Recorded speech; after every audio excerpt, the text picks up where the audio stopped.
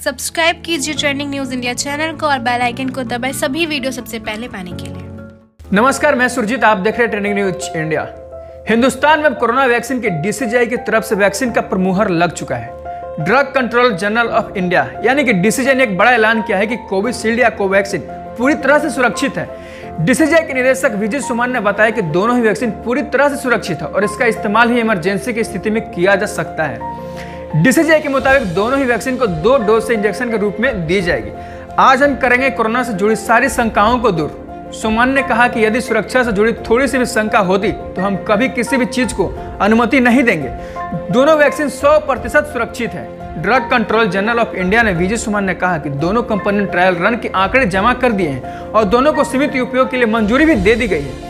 केंद्रीय मंत्री प्रकाश जावड़ेकर ने कहा कि भारतीय संभवतः दुनिया में पहला ऐसा देश है जहां 4 टीकों पर काम चल रहा है। कुछ धार्मिक हस्तियों द्वारा टीके पर संदेह जताए जाने के बारे में पूछे जाने पर जावड़ेकर ने कहा कि हमारा टीका प्रभावी है और बाकी दुनिया में इसका प्रयोग भी चल रहा है। उन्होंने कहा कि कई परीक्षणों के बाद टीके तैयार होते हैं और यह पूरी तरह से सुरक्षित है। केंद्रीय स्वास्थ्य मंत्री हर्षवर्धन ने कहा कि कोविड-19 के टीके के सुरक्षित होने और इसकी प्रभाव क्षमता के बारे में अफवाहों और भ्रामक सूचनाओं पर ध्यान न दें।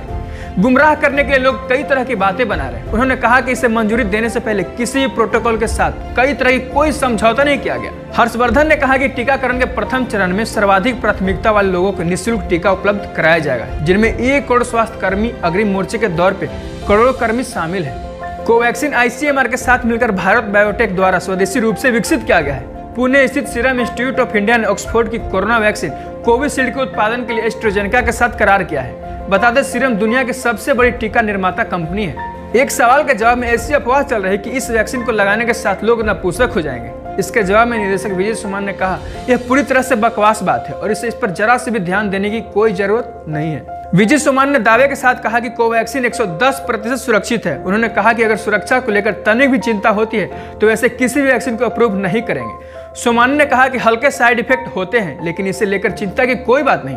उन्होंने कहा कि हल्का बुखार, दर्द, एलर्जी जैसी हर वैक्सीन से होती है।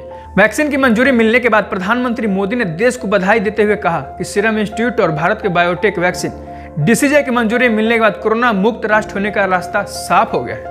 बाकी कोरोना से जुड़ी सारी अपडेट जानने के लिए बने रहे हमारे साथ, देखते रहे ट्रेंडिंग न्यूज इंडिया।